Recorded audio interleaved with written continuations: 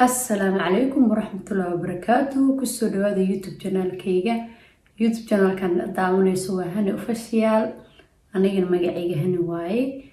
عاو وحانو دلتاي بالبركيسان ما شاء الله. رمضان كريم اصحابتي كليين.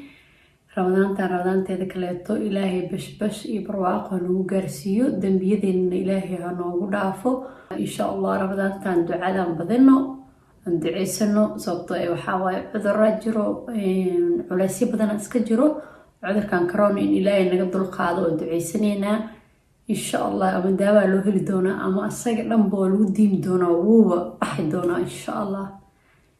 soo marka asxaabta soo dhawaada kulligiina maanta maxaa inoo wadaa video hore waxa ka hadlayay gabdhaha iyo wiilasha xag shukaansiga ciladahay ku leeyihiin iyo si iskaga gaagaabiyaan. haddana waxaa ka hadlaynaa qofka kaa helay oo kuu sheeganin sida aad ku ogaan kartid iyo calaamadaha aad ku ogaan kartid. waa qofka aan waxba kuu sheeganin inuu ku jecel yahay ama kaa helay laakiin adiga aad dareemi kartid hadduu waxyaabahan qof kuu sameeyo waxaad dareemaysaa qofkaas inuu ku haayo xiiso ama ka helitaan ama jaceylka kulli horta ka helitaanka marka la iska helay bacdi u imaada Soomaaliya. marka kooga jaceylka bilowgiisa waa ka helitaanka. marka waxa ku ogaan kartaa qofka ka helay laakiin ku sheegan dad waxaa jira iska xishood badan moogta waxba sheeganaynin moogta ama gabar ha ahaato ama wiil. marka waxyaabaha aad ku ogaan kartid aan caawa idiin wadaa. soo dhawaada asxaabta fadlan haddaan ugu cusub tahay subscribe, like, comment, share out. soo dhawaada asxaabay dadka nagu cusub oo igu soo biiran aad iyo aad u mahadsan yihiin. maalin walbo dada igu soo biiro. thank you so much. qof kasta oo maxay eeto i arko oo i daawadan waxaan ka codsanayaa subscribe inuu iga baqiilin. subscribe dhaho, like noo saaro, comment qurux badan kasoo bixiyo, fikirkiisana nala wadaago. soo marka soo dhawaada asxaabta waxaan noo wadaa 5 arrin oo ku ogaan kartid qofka kaa helay. number 1 qofka aan kugu caajisin. waxaan dhihi karnaa qof kastoo qofka uu rabin uu ku caajisaa hadduu hadalka ka badiyo Soomaaliya laakiin qofka ku rabo ama hadalkaaga dareenayo kuguma caajisayo. number 1 waxaa waaye qofka aan kugu caajisin xitaa haddaa in badan la sheekaysato uguma caajisayo hadalkaaga unbuu u baahan yahay Soomaaliya. qofkaas haddaa aragtid mar walba ku dhageysanayo hadalkaaga, haddaa aragtid qofkaas uu kaa helay ama waxaan dhihi karnaa wuu ku jecel yahay. soo marka numberka 1 waa numberkaas. numberka 2 waa qofka iska tustusa. anaga waxaa dhahnaa Soomaaliya istustus baa kaa batay ee bax. soo marka qofka iska tustusa oo adiga yacni ku dareensiiyo maanta oo kale hadduu soo libisto agtaadu marmaraya inuu kula hadlo rabaa yacni inaa asu waxba kuma sheeganaya laakiin iska tusaya ama hadallo wuxuu ku sheegayaa maxay ahayd muhiima ama hadallo oo guulihiisa kaleeto inuu ku faanayo kaleeto camal ma fahamtay. qofkaasna kuma faanayo laakiin runta waxay tahay inuu kaa helay sababtoo qofka iska tustusayo danuu kaa leeyahay Soomaaliya. hadduu dan kaa lahayn ma iska tusi lahayn ma fahamtid. soo marka qofkaas labaadna maadaama iska tustusayo waa uu kaa helay. sheekada istustuska waxaa kusoo xasuustay hadda ka hor markaan joogna Soomaaliya gabar asxaab aan nahay waxay ka heshay wiilka ay ka heshay suuqa wuxuu ku lahaa meel oo wax lagu tolo dharka oo kaleeto harqaan uu ku lahaa meesha suuqa. soo marka iyada mar walba wiilkaas way ka heshay asaga laakiin ma ogo Soomaaliya. iyada marka wiilka dhar ay ka tolin jirtay way ka heshay marmarka qaarkood marka dhar maalin walba lama tashto.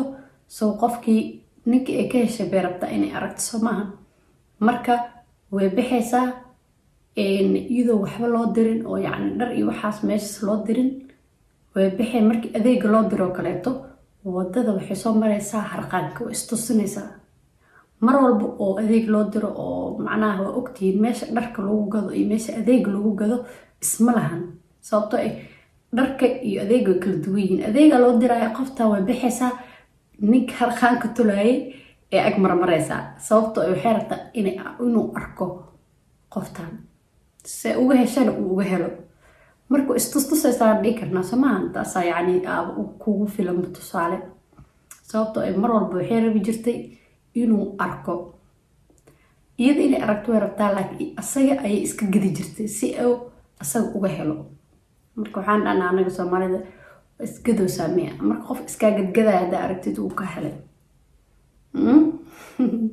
Number 3, qofka oo aad ku qiimeeya, yacni ku ixtiraamo, ku qiimeeya mar walba. qofkaas xaggiisa waxaa dhahdin badanaa asxaabana ama walaalka wiil walaalkaya ama oo asxaabtihiin, waxaa laga yaabaa inuu zaaid ku ixtiraamo. sababtoo ah waxaa laga yaabaa wiilasha kale asxaabta tihiin si uu kuu ixtiraamayo, uu kuu qiimeynayaan ka badan inuu kuu qiimeeyo. qofkaasna wuu ka helay, maadaama uu aad kuu qiimeynayo qaali la tahay. qof kasta oo agtiisa muhiim ka tahana qaaliyaa la tahay, soo maahan.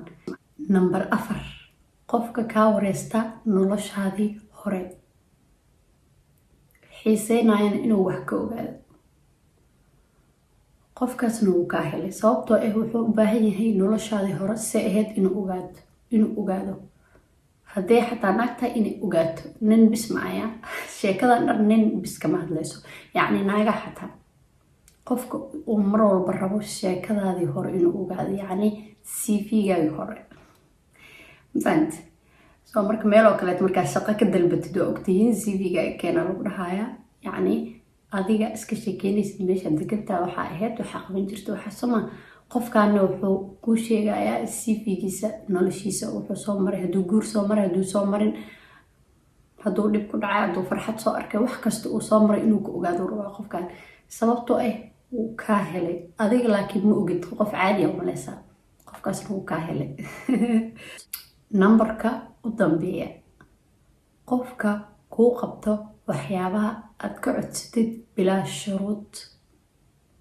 qofka bilaa shuruud wax kuu qabta, yacni waxay doonaan ha ahaadaan, amba ha yaraadaan amba ha badnaadaan, laakiinse qofkan waxaa ka codsatay, wixii aad ka codsatay si dhaqso leh kuugu sameynaya bilaa shuruud, yacni kuguma xiraayo waxyaabo kale iyo inuu wax kaaga bedeshto.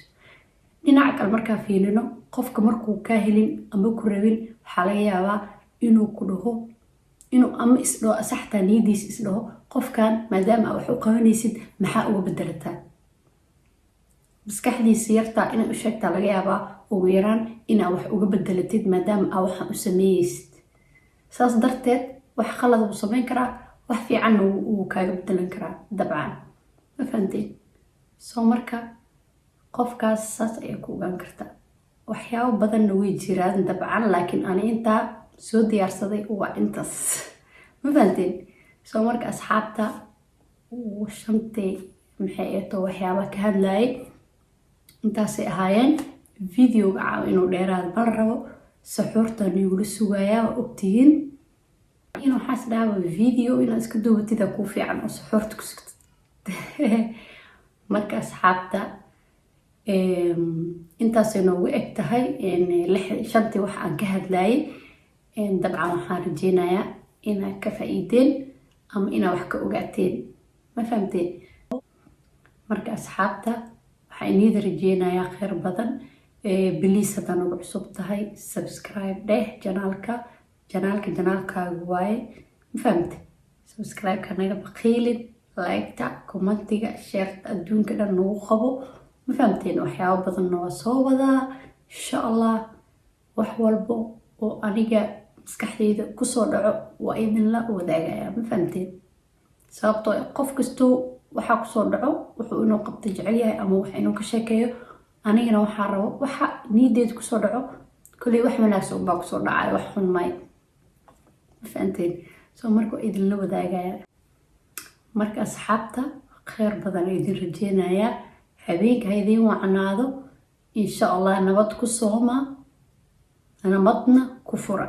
nabad ku sooma, nabadna ku fura insha allah. kulligeenba kheyrkeedana ilaahay hana waafajiyo ramadaanta insha allah. marka waxaa idinkaga tegayaa sidaas iyo nabadgelyo. Assalaamu calaykum waraxmatullaahi wabarakaatuh.